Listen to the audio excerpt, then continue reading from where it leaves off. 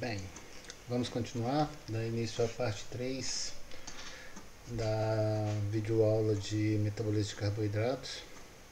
A gente viu na última parte a quebra da glicose até piruvato em condições aeróbicas. Cada molécula de glicose gera 2 moléculas de piruvato, com rendimento de produção de 4 ATPs e 2 NADHs, gasto de 2 ATP, ou seja, rendimento energético de 2 ATPs ao todo. E esses NADHs dependem da situação em que a célula se encontra, porque para ser transformado em ATP ele deve entrar na mitocôndria. Então a célula precisa ter mitocôndria, e para ele passar os elétrons para a cadeia de transporte de elétrons é necessário que a célula tenha a quantidade suficiente de oxigênio.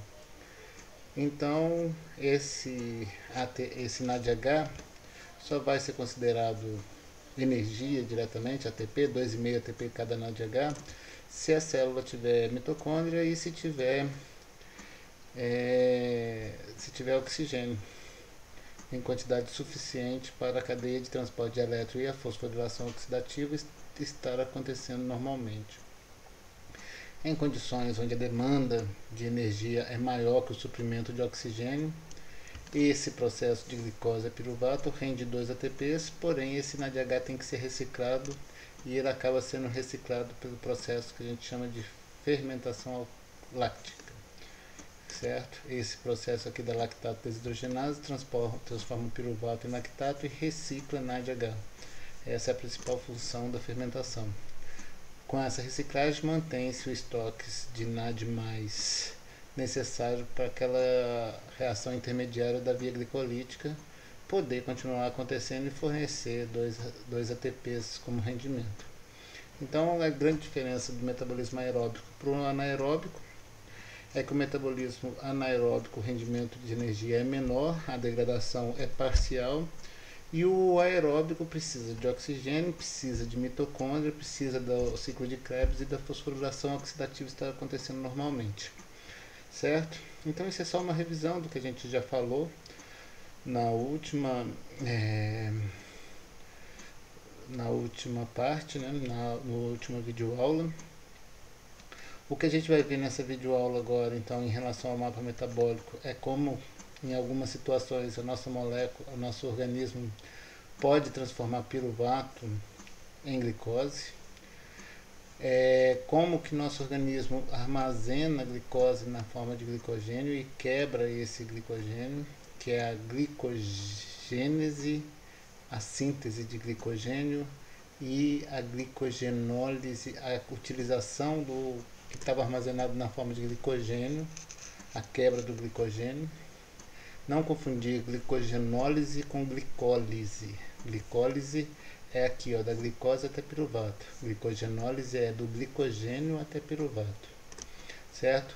Esse processo que a gente inverte a glicólise, que a gente usa boa parte dessas reações que são reversíveis e transforma piruvato em glicose, é chamado de gliconeogênese.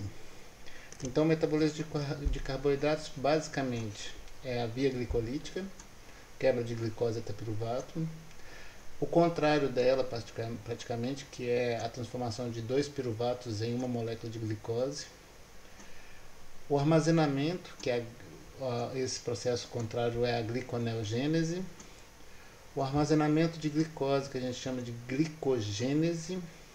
E a quebra do glicogênio, que a gente chama de glicogenólise. Além disso, existe um outro processo aqui à parte, que a gente costuma dar o nome de via das pentoses. Então, nesse processo, são 5 processos importantes, principais para o metabolismo de carboidratos. Precisa saber todas as enzimas envolvidas? Não.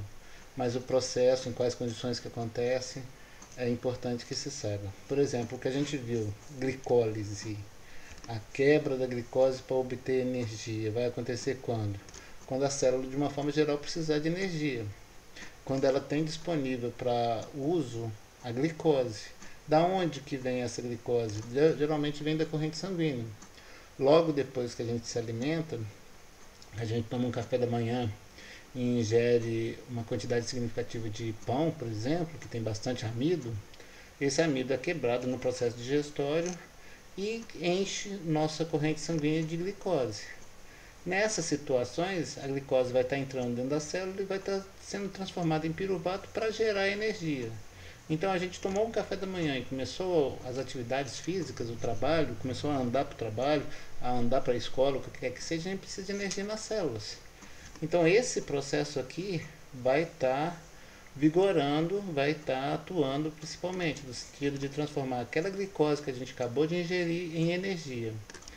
Porém, às vezes é muito comum, logo depois do almoço, a gente comer aquela pratada de macarrão cheio de amido, que vai encher nossa corrente sanguínea de glicose e dar aquela dormidinha pós-prandial, básica, né? A gente tira aquela sonequinha da tarde. Naquelas situações, a demanda energética é pequena. Se a demanda energética é pequena, para que a gente vai quebrar a glicose que está chegando? O que é melhor para o organismo? Armazenar para quando precisar ele ter disponível o armazenamento lá da glicose. E como que ele armazena? Armazena transformando a glicose em glicogênio. É a forma de armazenamento de carboidratos. Armazena como gordura? Armazena também. Mas em condições onde o estoque de glicogênio já está saturado. Então a gente engorda quando a gente não consegue mais armazenar na forma de carboidratos, não consegue mais encher nosso músculo e fígado de glicogênio, que é uma forma de carboidrato. Em quais condições que a gente vai sintetizar a glicose? Bom, a gente não vai produzir glicose quando está chegando um monte de glicose da nossa corrente sanguínea. Em quais condições? E por que a gente precisa de produzir glicose no nosso organismo? Glicose, pessoal, é a principal fonte de energia do sistema nervoso central. Então, o sistema nervoso central ele precisa de carboidratos na corrente sanguínea. Quando a gente vai fazer o exame de sangue para dosar quanto de glicose tem na nossa corrente sanguínea, para saber se a gente é diabético ou é hipoglicêmico, tem um exame, no exame lá tem os valores de referência. Os valores de referência falam que o valor que deve estar na corrente sanguínea em condições de jejum, porque você tem que fazer 8 horas de jejum no mínimo para ir tirar o sangue. O valor de glicose tem que estar entre 70 e 100 miligramas por decilitro de sangue. Isso quer dizer o quê? Que se tiver acima de 100, você tem glicose demais no seu organismo. Possivelmente o seu organismo não está utilizando aquela glicose da forma correta. A tendência do organismo estar desenvolvendo alguma coisa no sentido de uma diabetes é grande. Se tiver abaixo de 70, é o que a gente chama de hipoglicemia. O que é a hipoglicemia? Hipoglicemia, muitas pessoas já tiveram crises hipoglicêmicas, que foi a baixa repentina da glicose na corrente sanguínea.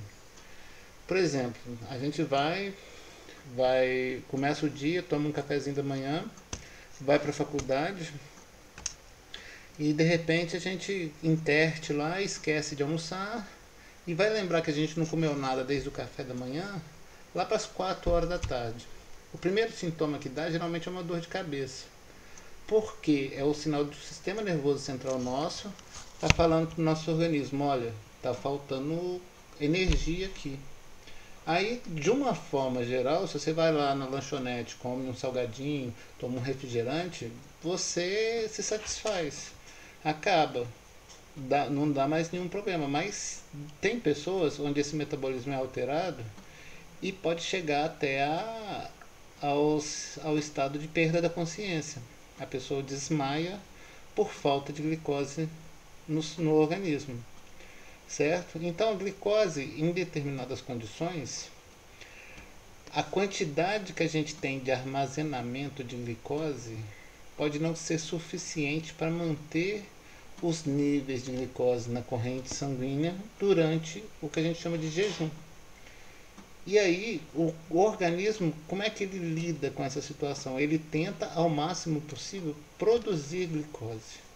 Então esse processo que a gente vai ver agora, que é a gliconeogênese, que é a transformação de piruvato em glicose, a maior parte das vezes é a reversão dessas reações aqui, ele acontece quando a pessoa está em jejum. Bom, o que comanda isso? Como é que o organismo sabe que eu acabei de me alimentar ou eu estou em estado de jejum? Os hormônios são os principais sinalizadores desse estado para as minhas células. Então eu acabei de me alimentar, o que vai acontecer? A glicose vai chegar lá no pâncreas e vai estimular as células beta do pâncreas a produzir a insulina, que é o hormônio responsável pela entrada da glicose dentro das células de uma forma geral e utilização da glicose pelo organismo para obtenção de energia ou para armazenamento. Bom, à medida que você vai utilizando aquilo que veio da alimentação, vai baixando o nível de glicose no sangue, vai diminuindo, vai diminuindo. Chega um momento em que a quantidade é pouca, o próprio pâncreas começa a produzir outro hormônio, que é o glucagon, que faz o contrário da insulina. Enquanto a insulina ela é produzida quando a gente está cheio de glicose no sangue, logo depois da alimentação, por exemplo, que vai ensinar a célula a utilizar aquilo ali ou para armazenar para um estado de jejum ou para poder utilizar como fonte de energia. A hora que vai acabando esses níveis de glicose na corrente sanguínea, o glucagon começa a ter efeito. E o que ele faz? Bom, primeiro ele vai retirar o que estava armazenado. Então ele estimula, enquanto a insulina fez o armazenamento, ou seja, transformou glicose em glicogênio, fez o que a gente chama, o processo que a gente chama de glicogênese, o glucagon vai vir cá e vai fazer o contrário, que é a quebra do glicogênio. Estimular a quebra do glicogênio, que é a glicogenólise. Bom, o glicogênio é a forma como a gente armazena glicose no nosso organismo, principalmente no músculo e no fígado, com uma diferença grande entre a utilização desse glicogênio pelas células musculares como pelo fígado. A gente vai falar daqui a pouco. Certo? Então, olha só, a glicogênese acontece logo depois da alimentação, sobre o estímulo, sobre o resultado da ação da insulina. A glicogenólise já acontece quando a pessoa está em jejum, está precisando de retirar o estoque que estava armazenado, e sobre o efeito do glucagon, que é o hormônio do jejum. Então essas rotas metabólicas é uma série de enzimas que são ativadas e inativadas por um controle de regulação enzimática, que vai fazer com que o meu organismo saiba em qual situação que ele está, o que ele precisa fazer com aquelas células, com aquelas substâncias, com aquelas moléculas, quais tipos de reação que ele precisa fazer. Outra coisa que eu chamo a atenção é o seguinte: a gente, logo depois da alimentação, a gente transforma muita glicose em piruvato, certo? Qual o destino desse piruvato? Ou produção de lactato, ou quebra dele pelo ciclo de Krebs. Aí, quando a gente quebra ele pelo ciclo de Krebs, pela respiração, a gente está transformando aquele piruvato, 3 carbônicos, em 1, 2, 3 CO2. Então, o CO2 para a gente não serve para nada. A gente tem que eliminar ele do nosso organismo. Quanto mais energia a gente utiliza de forma aeróbica, mais CO2 a gente produz e mais a gente depende da respiração para a eliminação desse CO2. Certo? Porém, quando a gente está fazendo isso de forma anaeróbica, a glicose é transformada em piruvato, que tem 3 carbonos, e esse piruvato é transformado em lactato, que também tem 3 carbonos. Então, olha só, esse processo de glicose até piruvato, e piruvato lactato, que é a fermentação lática, rende 2 ATPs. Esse aqui é o metabolismo anaeróbico. Quando a gente faz a transformação de glicose a piruvato, acetil-CoA, ciclo de Krebs, cadeia de transporte de elétrico para chegar no oxigênio, esse aqui é o metabolismo aeróbico, cada molécula de glicose gera 32 ATPs. Então são 16 vezes mais energia de forma aeróbica. E por que a gente insiste em produzir lactato? Porque se não estiver chegando oxigênio, é a única forma que a gente tem de obter energia. Certo? Bom, por que que quando a gente faz exercício físico anaeróbico, a gente não emagrece? Porque a gente não está transformando carbonos dos substratos que a gente utiliza, que é a glicose, em CO2. Para a gente emagrecer, é literalmente o processo que o pessoal chama vulgarmente de queimar calorias. Queimar é você transformar aquelas moléculas que te produzem energia em CO2 e eliminar aquilo do organismo. Então, a queima nada mais é do que uma forma de transformar ou lipídios, ou carboidratos, ou proteínas, que são as 3 moléculas energéticas que a gente consome, qualquer uma dessas em CO2 e eliminar e retirar aquele carbono do nosso organismo. Quando a gente faz o processo de respiração aeróbica de glicose, a aeróbica é que vai terminar aqui, ó, na cadeia de transporte de elétrons. Nesse processo a gente tem 6 carbonos, são transformados em 2 moléculas de 3 carbonos. Cada molécula dessa já perde um aqui e perde mais 2 aqui. Então a gente transforma completamente esses 6 carbonos da glicose em CO2. O que a gente faz com esse carbono do CO2? Elimina. Então a gente realmente queimou. Quando a gente faz de forma anaeróbica, o exercício físico anaeróbico não emagrece, por quê? Porque ele pega a glicose, 3 carbonos, quebra em 2 moléculas de piruvato, tá? Essa aqui até aqui não perdeu CO2 e transforma esse piruvato em lactato. E o lactato, o que acontece? A gente fica com ele no nosso organismo, circulando, até que a gente possa transformá-lo novamente em glicose. Certo? É o processo que a gente vai ver agora. Então, dos destinos desse lactato produzido principalmente pelas células musculares em trabalho anaeróbico é a produção de glicose pela gliconeogênese. Certo? Então, o que acontece? Exercício físico anaeróbico, a única forma de a gente obter energia é pela quebra parcial da glicose até lactato, fermentação lática. Isso aqui a gente não está perdendo massa, a gente não está produzindo CO2. E o que acontece? A gente não emagrece nesses processos a gente não perde massa nesses processos de metabolismo anaeróbico, nesses exercícios físicos anaeróbicos de uma forma geral. Beleza? Uma outra coisa que eu gostaria de falar, aproveitando esse mapa metabólico, é o seguinte. Vamos pensar. A gente acabou de almoçar, ingerindo bastante carboidrato, bastante amido de arroz, de mandioca, de macarrão, transformou-se em piruvato, certo? E esse piruvato foi gerar energia, e o que quer que seja. De repente a gente vai passando ao longo da tarde, vai ficando muito tempo sem se alimentar, e o que acontece? A gente começa a fazer o processo de gliconeogênese.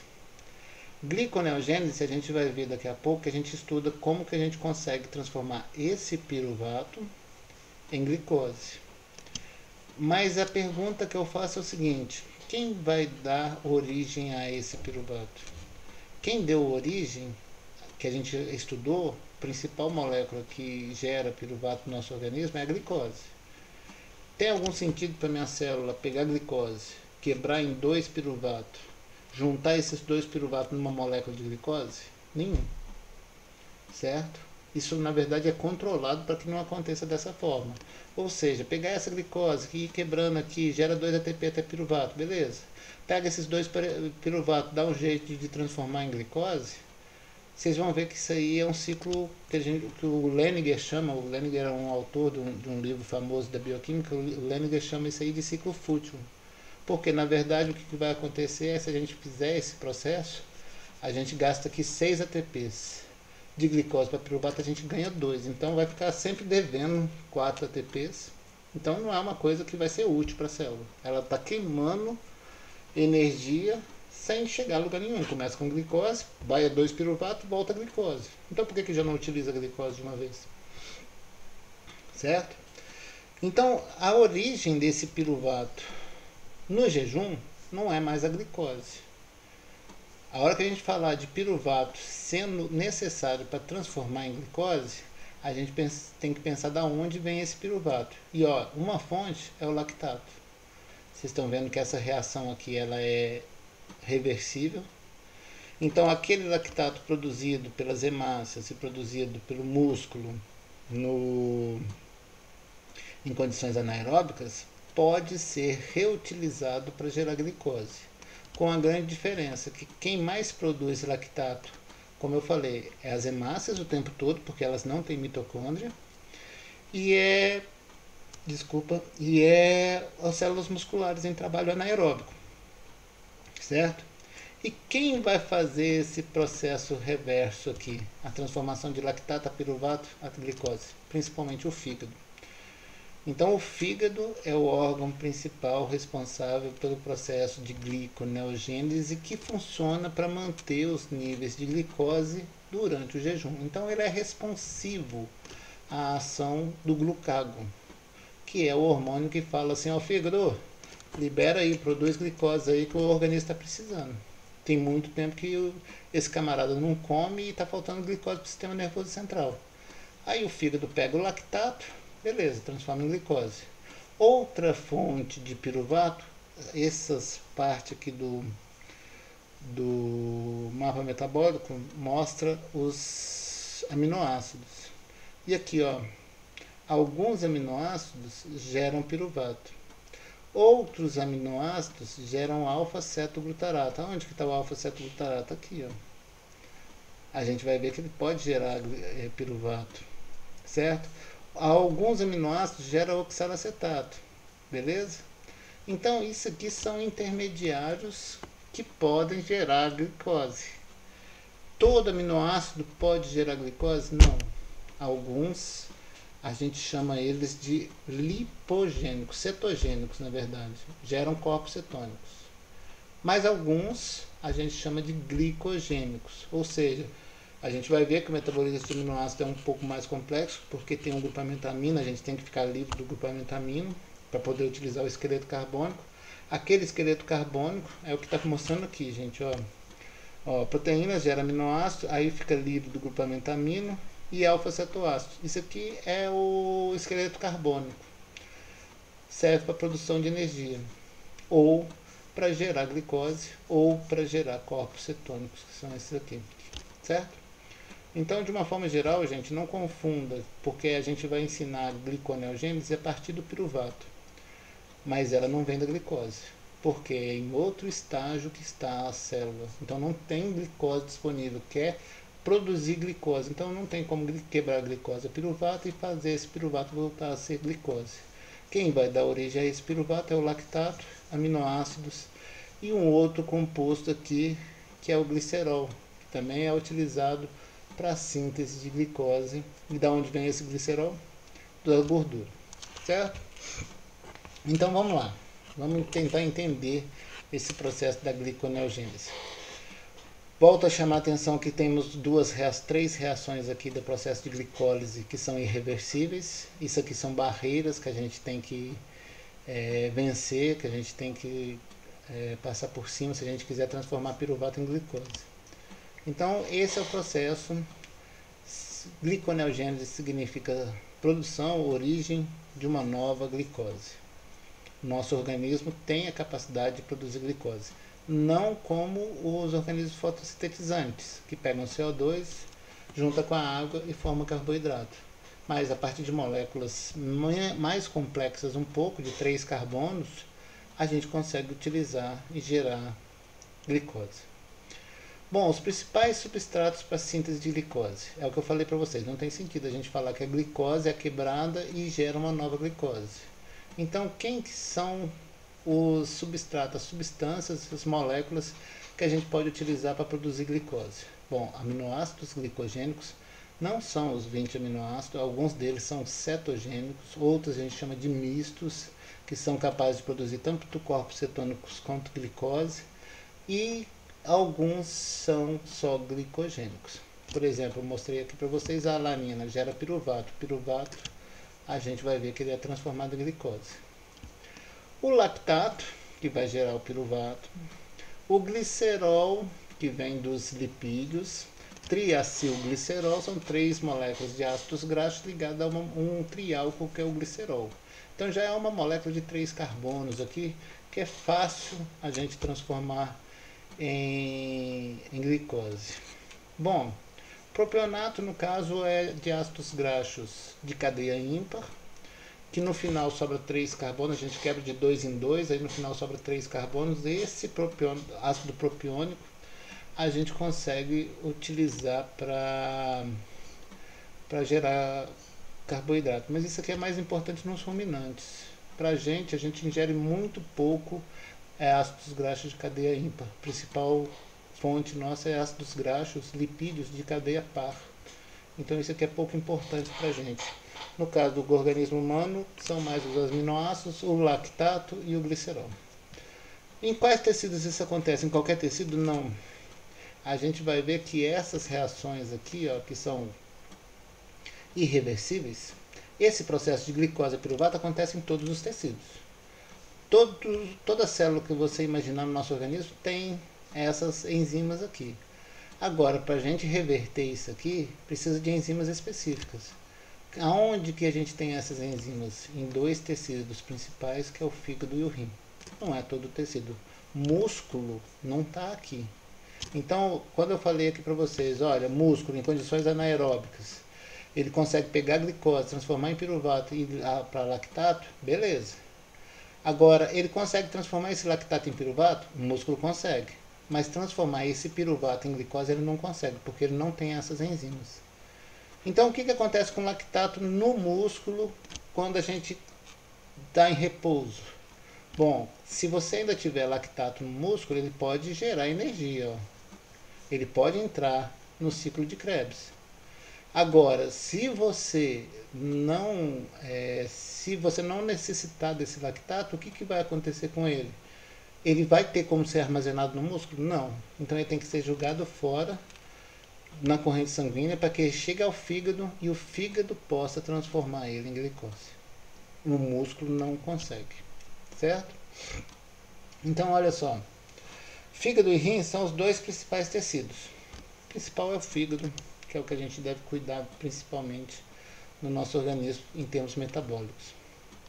Bom, qual que é a função da gliconeogênese? Como eu falei para vocês, a gliconeogênese é o processo de produção de glicose que acontece quando a pessoa está em jejum.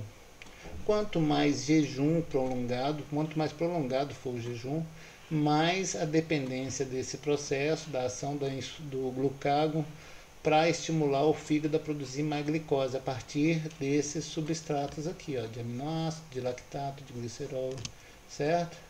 Então, qual que é a função? Satisfazer as necessidades corporais de glicose quando não há carboidratos suficientes na dieta e nem reservas de glicogênio, ou seja, principalmente em condições de jejum. O principal tecido que a gente necessita de manter os níveis, o que a gente chama de homeostasia da glicose sanguínea, manter os níveis de glicose sanguínea, é para auxiliar na função do sistema nervoso central. Porém, tem alguns tecidos, como os eritrócitos, que são essas hemácias, que a função delas é carregar o oxigênio na corrente sanguínea e não possuem mitocôndria, que depende da glicose na corrente sanguínea para obter energia. A demanda energética dela é bem menor do que do neurônio, mas ela fica 180 dias na nossa corrente sanguínea. Ela precisa, durante esses 180 dias, obter energia, obter ATP, e ela depende da via glicolítica, ou seja, depende do fornecimento de glicose. Sério isso aqui, ó. Incapacidade de realizar gliconeogênese é fatal. Não existe caso descrito na literatura que fala que o indivíduo não seja capaz de realizar esse processo, pois a hipoglicemia causa disfunção cerebral, coma e pode levar à morte. Faltou energia para esse cara aqui, ó, não adianta. Ele vai entrar em falência, o indivíduo pode ter convulsão, pode ter um coma cerebral e pode ir à morte enquanto a gente não reabastecer a fonte de energia do sistema nervoso central.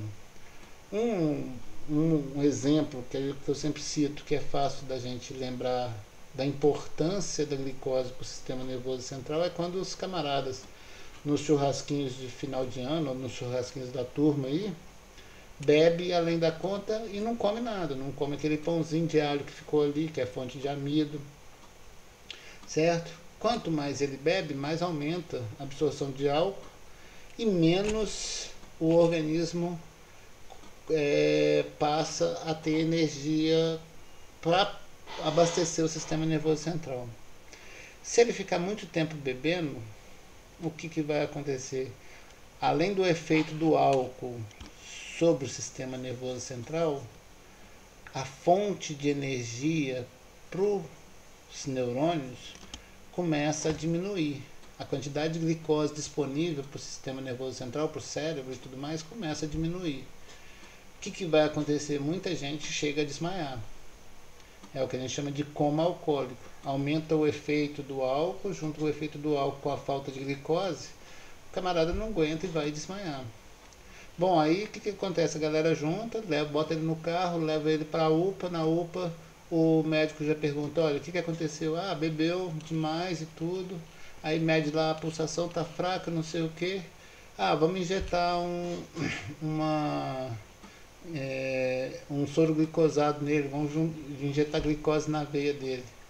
Injetou glicose, o camarada restabelece os sentidos quase que instantaneamente. O camarada fica bom do nada, assim, ele fica bom na hora. Por quê? Porque você botou dentro do sangue o que estava faltando para o sistema nervoso funcionar, que era energia, certo? Mas eu só falo isso aí porque para vocês saberem o tanto que essa falta de glicose, principalmente nas condições, na situação quando a gente tem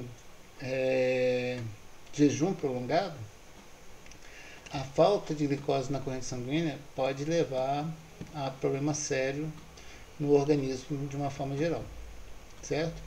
A gente costuma dizer que eu prefiro morrer lentamente, como é o caso da diabetes, que é a alta de glicose no sangue, mata, mas é uma doença crônica que mata lentamente, do que da hipoglicemia. Hipoglicemia é uma coisa aguda e que pode te matar instantaneamente, pode te matar no mesmo momento. Pode ser que você não tenha energia para a função cerebral por muito tempo e aí pode levar o indivíduo ao óbito mesmo.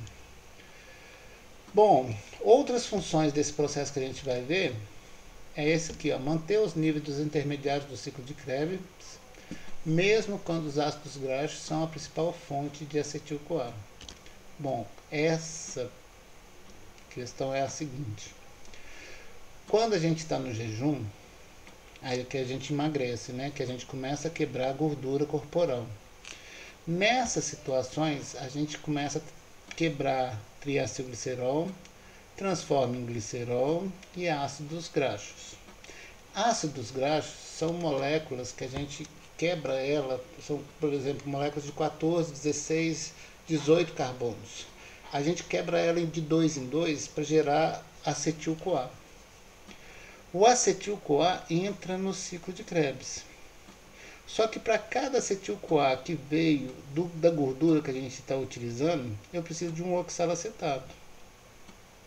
Então, o que eu estou falando aqui? Eu estou falando que durante o processo de jejum, eu posso obter energia a partir da gordura, desde que eu tenha oxalacetato em quantidade suficiente para entrar, olha, cada acetil-CoA, um oxalacetato. Veio 1 milhão de acetil-CoA aqui da gordura, eu preciso de 1 milhão de oxalacetato. Da onde que vem esse oxalacetato? Desse processo que a gente vai estudar agora. Por quê? Para a gente transformar piruvato em fosfenolpiruvato, essa enzima aqui ela é irreversível. E para a gente fazer isso aqui, a gente precisa transformar esse piruvato, que precisa entrar na mitocôndria. Na mitocôndria ele é transformado em oxalacetato. O oxalacetato não sai da mitocôndria, mas se começar a acumular, encher, ele é transformado em malato. Essa reação é reversível. Bom, esse malato consegue sair. Do lado de fora da mitocôndria, ele é transformado em oxalacetato, e aí vocês estão vendo que tem essa setinha aqui de descarboxilação do oxalacetato que vai para fosfenolpiruvato.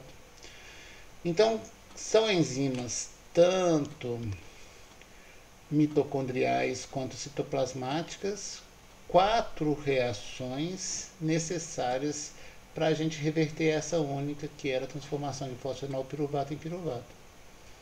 Certo? E é isso que a gente vai ver agora. Então, quando a gente tem uma dessas reações aqui acontecendo, a transformação de piruvato em oxalacetato, também é importante para a gente equilibrar as forças aqui quando a gente estiver precisando de energia a partir da gordura.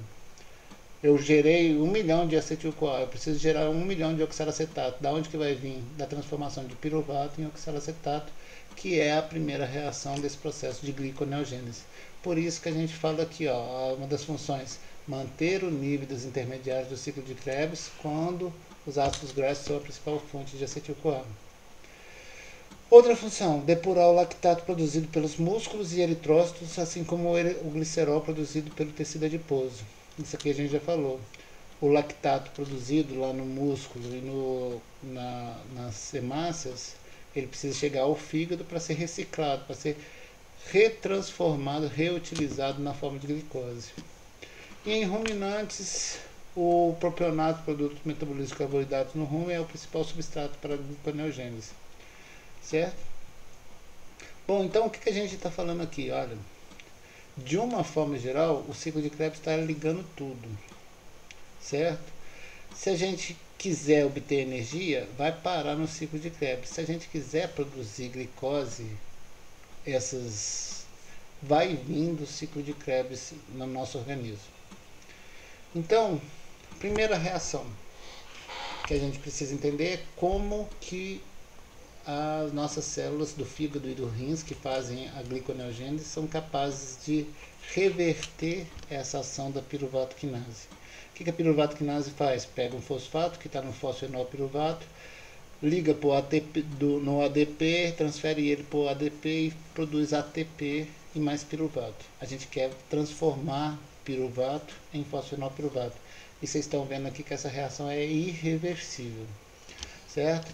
Então a gliconeogênese envolve a glicólise, o ciclo de Krebs e mais algumas reações específicas. Há barreiras termodinâmicas que impedem a simples reversão da glicólise. Então não é simplesmente pegar 2 piruvatos e juntar e fazer uma glicose. A gente tem que ver por onde passa, qual o caminho que esses piruvatos vão tomar para virar uma molécula de glicose. A primeira barreira é essa aqui, ó. São 3 barreiras. A primeira é essa reação reversível. Porque eu quero transformar piruvato em fosfenol piruvato. Mas essa enzima não faz. Eu não tenho nenhuma enzima que seja capaz de fazer isso. Qual o caminho? Bom, primeira coisa, transformar o piruvato, carboxilar ele até oxalacetato. É essa reação aqui, ó. Piruvato a oxalacetato.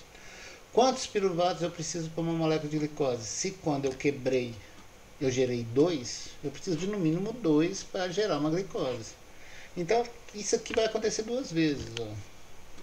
Essa reação acontece 2 vezes, transformação de piruvato a oxalacetato. Quem faz isso? Que enzima que faz isso? Chama-se piruvato carboxilase. Ela tem uma característica de ser totalmente dependente de uma vitamina que chama-se vitamina B7, que é a biotina. Certo? Biotina, vitamina, gente, precisa vir da dieta. Não adianta. Bom,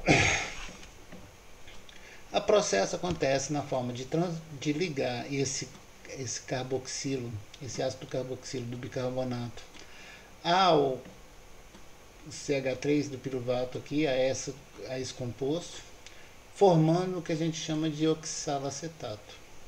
Certo? Nesse processo, essa carboxilação só acontece com o consumo de energia vinda do ATP. Como a gente vai precisar de 2 moléculas de piruvato sendo transformadas em 2 de oxalacetato, a gente gasta 2 moléculas de ATP nessa primeira etapa. Certo? Bom, o professor Rodrigo deve ter falado para vocês que os iniciais do ciclo de Krebs, tanto acetil-CoA quanto oxalacetato, não conseguem ser transferidos para fora da mitocôndria. Então eles não conseguem sair da mitocôndria.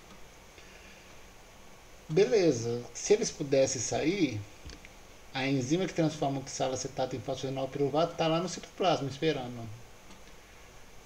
Mas essa transformação de piruvato em oxalacetato aconteceu dentro da mitocôndria. E esse aqui não sai. Vocês sabem por que isso aqui nem isso aqui pode sair? Bom, a demanda energética do músculo, por exemplo, vai de 0 a 200. 200 vezes maior do que o repouso. Quando ela está aumentada 200 vezes, quem que vai gerar energia para ela? Bom, a gente gera energia a partir de ácidos graxos, que gera muito acetil-CoA. A gente gera energia a partir de carboidratos, que gera muito acetil-CoA. E também oxalacetato. Esses dois compostos aqui, quando a célula estiver precisando de muita energia, esses dois compostos vão ter que ser produzidos em grande quantidade. Se tivesse como a mitocôndria transferir esses compostos para fora, nessa situação ela esvaziaria o tanque de energia da célula. Porque quando a gente está com demanda de energia, eu tenho que produzir muito acetil-CoA e muito oxalacetato. E aí isso aqui tem que entrar nesse ciclo para fazer a roda girar e fazer a produção de energia. Se nessas condições tivesse muito acetil-CoA e oxalacetato e eles pudessem sair, eles sairiam. E aí não seria produtivo em termos energéticos. Então nem oxalacetato nem acetil-CoA saem da mitocôndria. Então gerou um problema. O oxalacetato, que foi produzido a partir do piruvato, que veio do lactato, por exemplo, ele está no interior da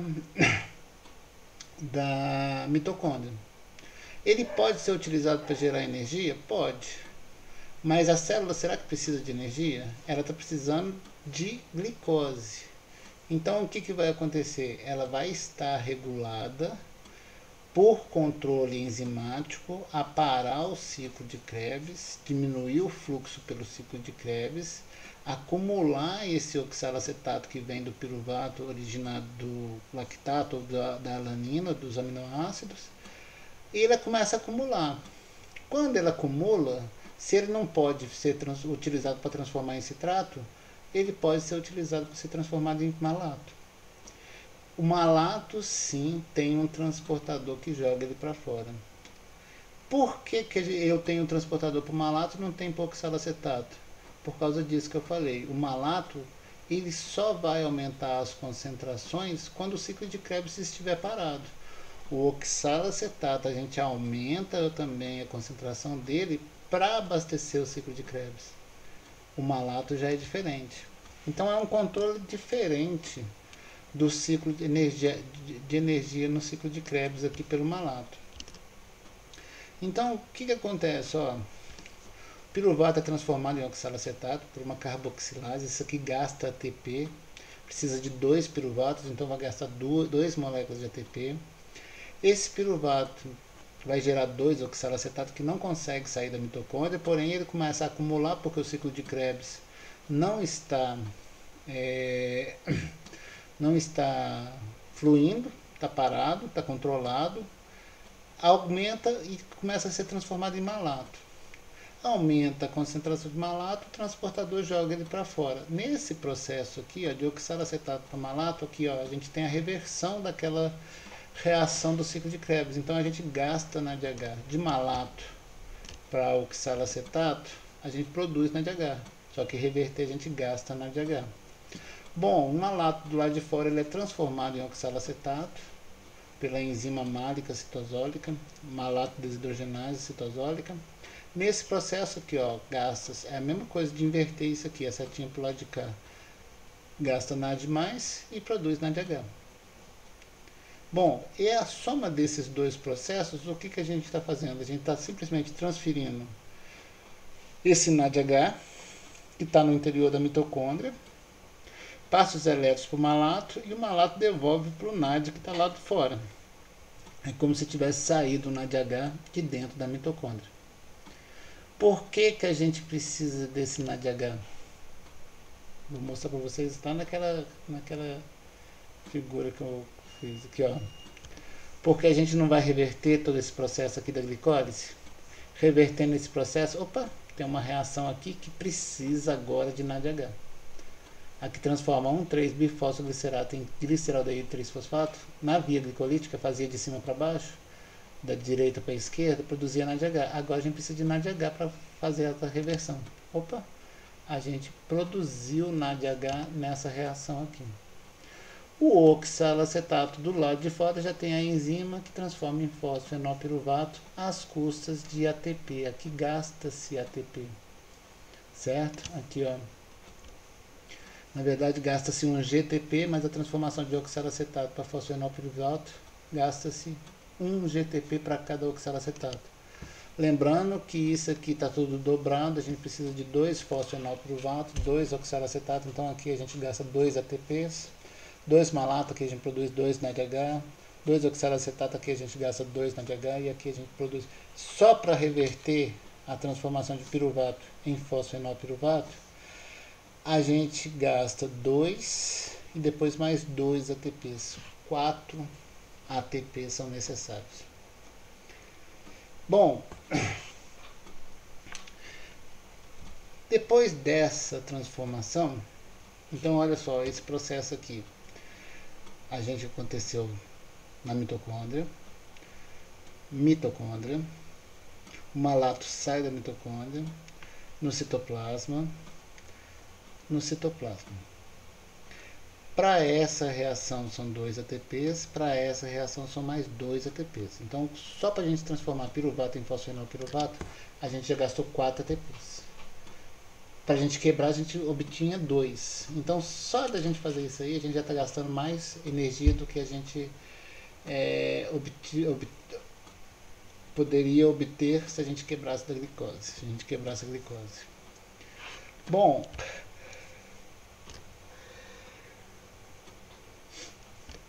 as outras reações, o que acontece?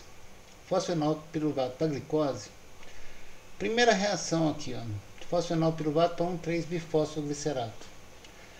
Ó, é 1,3-bifosfo, virou fósforo. De cima para baixo, na via glicolítica, produziu-se ATP.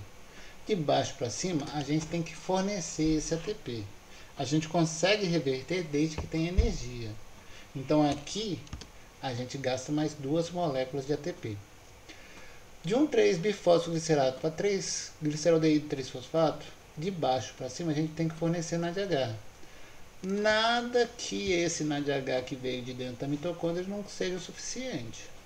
Mas aqui a gente tem que fornecer energia. Certo? Então, olha só.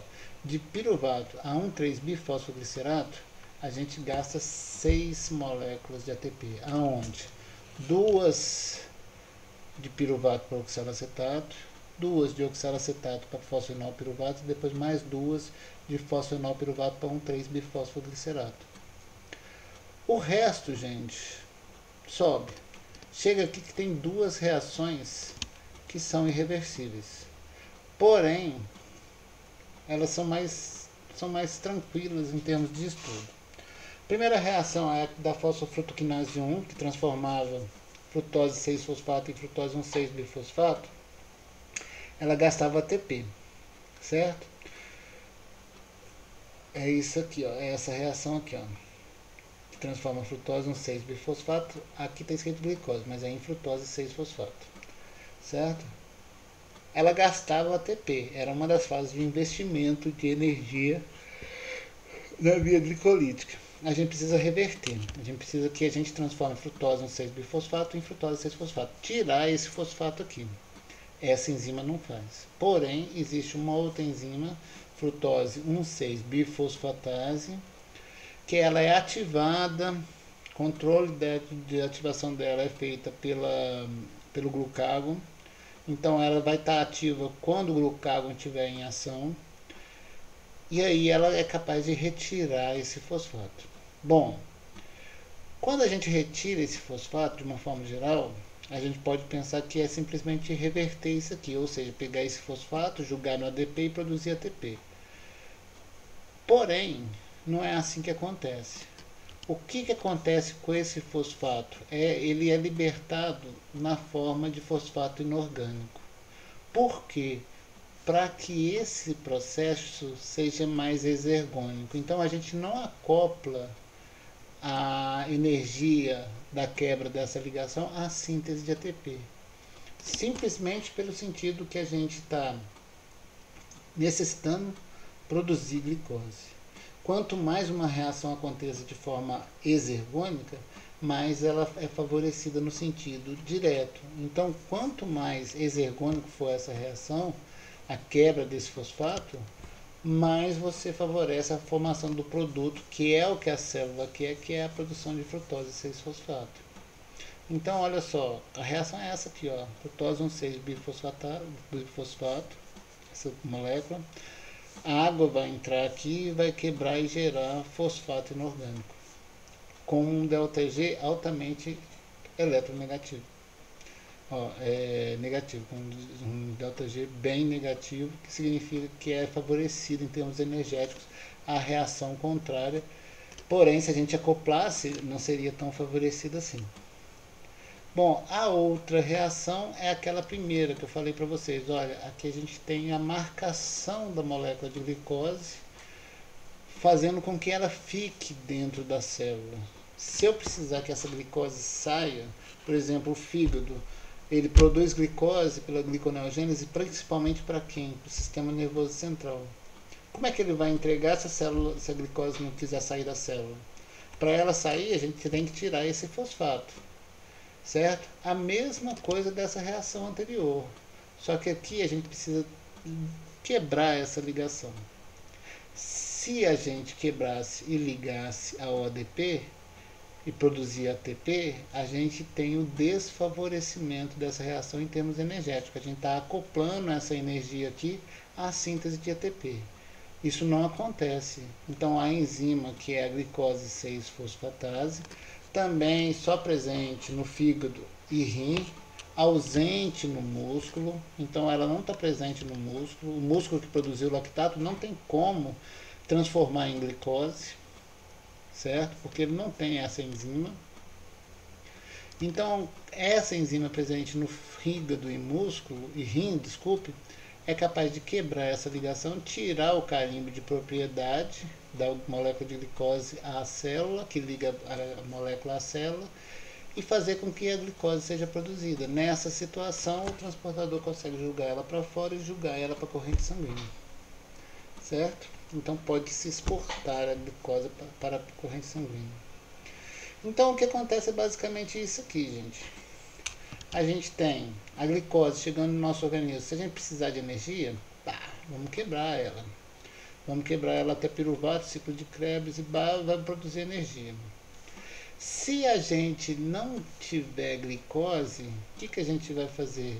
Bom, nessas condições, a gente começa a utilizar aminoácidos, lactato, a piruvato, por exemplo, a alanina vai gerar piruvato. Bom, nessas condições, o piruvato entra na mitocôndria, oxalacetato, o ciclo de Krebs vai estar parado, certo? Malato sai, vai a fosfenolpiruvato, e aqui, ó, aqui é o que eu falei para vocês, de cima para baixo, na via glicolítica, produz ATP.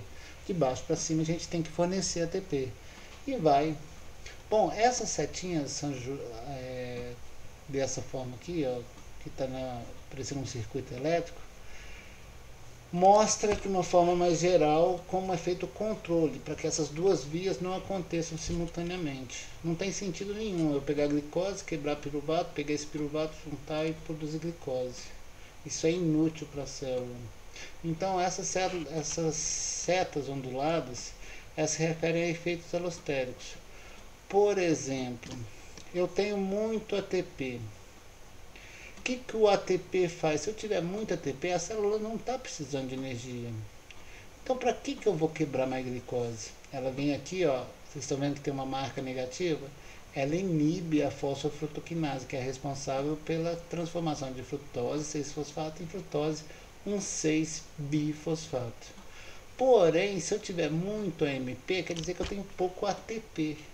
Se eu tenho muito AMP, quer dizer que os fosfatos foram gastos. Eu estou precisando de produzir fosfato para ligar ali e produzir ATP. Ele faz o contrário, ele vem aqui e estimula. Certo? Então, todos esses controles aqui, ó, mantêm essa via, ou no sentido da glicólise e obtenção de energia, ou no sentido da gliconeogênese e produção de glicose nos tecidos que são capazes de produzir glicose. Então, esses mecanismos envolvem alteração na velocidade de síntese de enzimas, esses controles, né? Modificações covalentes por fosforilação reversível e efeitos alostéricos. São as três principais formas como se controla as vias metabólicas, para que elas não aconteçam juntas. Se estiver acontecendo junto, tem algum problema metabólico no organismo e a gente não consegue obter o resultado esperado do indivíduo sadio, certo? Então, gliconeogênese é basicamente isso. Vocês têm que relacionar esse processo com a presença do glucágon, que é o hormônio responsável do jejum. Então, vai estar acontecendo principalmente no jejum, enquanto que a via glicolítica acontece no estado de satisfação. Ou seja, o camarada está saciável, estado de saciedade que a gente costuma falar, né?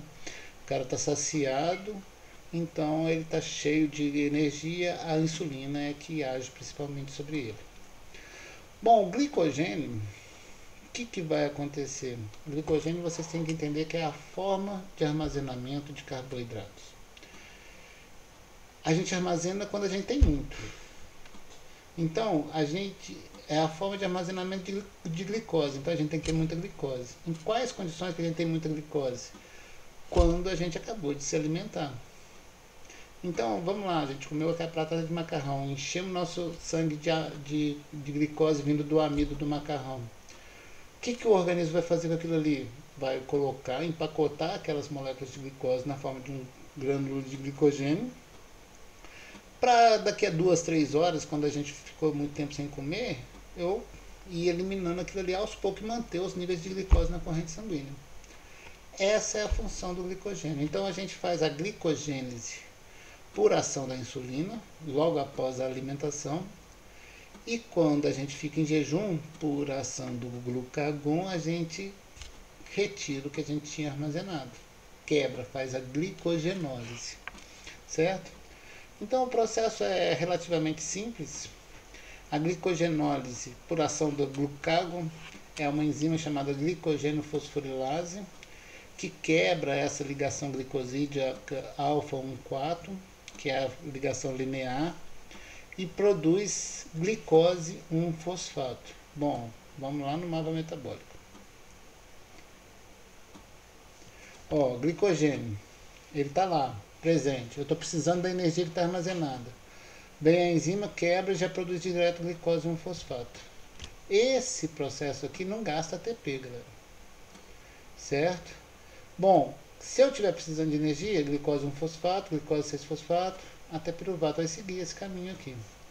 Com a diferença seguinte, aqui não gasta ATP. Bom, é transformado glicose 1-fosfato em glicose 6-fosfato. Isso aqui é uma isomerização. Aqui gasta 1 ATP. Aqui produz 2, aqui produz 2. Então a gente produziu 4 e gastamos 1 ATP. Rendimento vindo do glicogênio é de 3 ATPs. Certo? Ah, beleza. Então a gente vai só utilizar glicogênio. Opa! Mas para a gente colocar a glicose na forma de glicogênio, a gente gasta um UDP aqui, ó. O que é esse UDP? É como se trocasse o A pelo U. O A é de adenina, o U é uracila. A base nitrogenada é diferente. Porém, isso aqui é uma moeda energética da mesma forma. Então, a glicose que a gente vai armazenar como glicogênio, ó, glicose 6-fosfato, gastou um ATP. Aqui a gente gasta um UTP, que é outro ATP. E aí é glicogênio. Então, aqui a gente gasta 2 ATPs, certo? Aqui não. Aqui a gente gasta 3 ATPs. A gente gastou 1, a gente gastou outro, 2. De repente, aqui a gente gasta outro, 3 ATPs. Se a gente for fazer essa volta aqui, 3 ATPs. E aí, lá no final, a gente produz 2, 4. Então, vocês estão vendo que Na verdade, a somatória é a seguinte, não muda nada. A gente simplesmente gasta um ATP a mais para a gente armazenar e ele é devolvido quando a gente retira o armazenamento. Então não dá muita diferença aqui, certo? Em termos energéticos não dá diferença. Então a glicogênio fosforilado é a que quebra, e aqui ó, vocês estão vendo que é fosfato inorgânico, não há gasto de ATP. E a glicogênio sintase é a que usa a UDP glicose para gerar a ligação glicosídica, certo? Isso aqui é uma moeda energética que a gente acaba gastando para fazer essa ligação para aumentar o polímero lá do armazenamento de glicogênio. Chama atenção para que essa enzima, que é a de quebra, ela é ativada pelo glucagon, e essa enzima, que é a de síntese, é ativada pela insulina. As duas não podem estar ativas ao mesmo tempo. Certo? Bom, existe quem que é os tecidos que armazenam o glicogênio? São dois tecidos principais: músculo esquelético e fígado. Bom, olhando o mapa metabólico, vamos pensar no músculo. O glicogênio é quebrado a glicose 6,1-fosfato, glicose 6-fosfato, e qual o único caminho que a glicose 6-fosfato pode acontecer no músculo? Descer. Porque o músculo não tem essa enzima que transforma a glicose 6-fosfato em glicose. Então, todo o glicogênio armazenado dentro do músculo é utilizado pela própria célula. A gente armazena logo depois da alimentação para fornecimento de energia na hora do trabalho muscular. No fígado, ele tem essa enzima que transforma a glicose 6-fosfato em glicose. Então, o glicogênio armazenado no fígado pode seguir esse caminho. Então, vamos lá. A demanda energética do músculo é uma, a demanda energética do fígado é bem menor. O que a gente armazenou no músculo é para a célula muscular quando ela precisar. O fígado não tem essa necessidade tão grande. E ele armazena muito mais glicogênio dentro das células do que o músculo. Para vocês terem ideia, o fígado é um órgão de mais ou menos 1,1 kg. 10% do peso dele pode ser armazenamento de glicogênio, ou seja, 110 gramas de glicogênio, de carboidrato ali disponível. Para quê? Para a hora que o organismo está em jejum. Ele é o responsável por aumentar os níveis de glicose na corrente sanguínea. Por que ele faz isso? Porque ele é capaz de tirar esse fosfato e transformar a glicose 6-fosfato em glicose. O músculo não. Então, isso aí significa a diferença de utilização do glicogênio. O glicogênio armazenado no músculo é do músculo. O glicogênio armazenado no fígado é para abastecer o organismo como um todo, principalmente o sistema nervoso central, quando a pessoa está em jejum. Então, isso significa muita diferença em termos de objetivos, em termos de utilização de cada um daqueles glicogênios. Por fim, a última das vias é a via das pintoses, que é esse processo que acontece aqui, ó, intermediário, certo? A gente não vai entrar em detalhes dessas reações, de todos esses processos que acontecem aqui. A gente vai dar principalmente a função, mas vocês podem ver que ela está interligada, sai aqui da glicose 6-fosfato, é transformado e volta para a via glicolítica. Então não é um processo separado, é um processo acoplado à via glicolítica, que tem duas funções principais, que está aqui no mapa, a gente pode resumir pelo mapa. A primeira, vocês estão vendo que tem produção de NADPH, diferente de NADH. E esse NADPH tem uma setinha que liga ele aqui, ó, a síntese de ácidos graxos, triacilglicerol, certo? Quando a gente utiliza excesso de acetil-CoA para produzir triacilglicerol, que é a gordura, a gente precisa de NADPH. Quem fornece esse NADPH? Carboidrato. pela via das pentoses.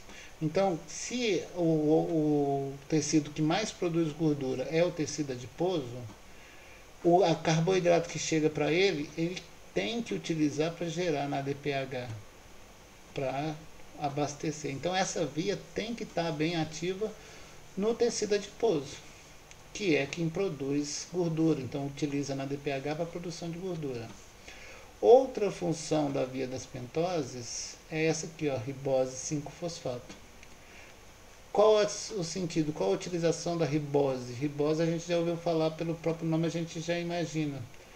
É a produção dos ácidos ribonucleicos, ou seja, DNA e RNA. Síntese de nucleotídeos. Então, para que a gente precisa de nucleotídeos? Para a produção de DNA e RNA. Quais células que produzem? Células em grande ativação, em grande multiplicação. Certo? Células, por exemplo, cancerígenas, precisam dessa via aqui bem ativa, porque ela vai precisar de produzir muito nucleotídeos para multiplicação celular. Então, a função principal da via das pentoses é produzir na DPH para abastecer a síntese de lipídios e ajudar a engordar, e produzir ribose 5-fosfato para abastecer a síntese de nucleotídeos e ajudar a multiplicação celular. Uma criança tem que ter isso aqui, ó, bem ativo, porque ela está em fase de multiplicação celular. Certo? Uma pessoa que está sedentária, que engorda muito, precisa disso aqui acontecer. Por que de uma forma geral, os nutricionistas falam que nossas dietas tem que ser equilibrada, tem que ter uma quantidade de carboidrato, uma quantidade de lipídio, uma quantidade de proteína? Porque vocês estão vendo que toda hora eu estou falando aqui de metabolismo de carboidratos, mas eu falo de aminoácidos, que ajudam nisso aqui, eu falo de lipídios. Esses processos são integrados. Essa integração é que faz com que o metabolismo aconteça. Se de repente está faltando essa parte vermelha aqui, vocês podem ter certeza que o organismo vai ficar deficitário em algum processo importante e pode levar a alguma patologia. Então, gente, é basicamente isso. A parte de via das pentoses eu não vou entrar nessas reações, eu até passei para vocês um capítulo referente a isso, para quem tiver curiosidade, quiser entender um pouquinho mais. Mas a gente foca na função, a gente dá uma ênfase especial na função, que é a produção de NADPH para síntese de lipídios, para lipogênese, e produção de ribose 5-fosfato para síntese de nucleotídeos. Certo? Se vocês souberem isso, já fico satisfeito em relação aos objetivos dessa aula. Certo? Bom, não se assustem se vocês forem ler a respeito da via das pentoses, que acontece umas coisas mais ou menos assim, ó. Transferência de grupos de carbonos. Então a gente tem aldolase e transcetolase, que transfere os grupamentos cetônicos ou grupamentos aldeídicos de um lado para o outro, e fica uma coisa meio maluca, tipo essa aqui. Mas não precisa preocupar com isso não. Foca na produção de NADPH e na produção da ribose 5-fosfato, que são as principais funções da via das pentoses. Certo? Bom, por hoje é só. Com relação ao metabolismo de carboidratos, eu acho que eu passei o que eu precisava falar. Peço que vocês deem uma lida nos capítulos e tragam as dúvidas que for aparecendo ao longo da apresentação, ao longo do vídeo que vocês assistirem, para a aula de sexta-feira. Sexta-feira a gente se encontra, tá certo? Muito obrigado e até sexta.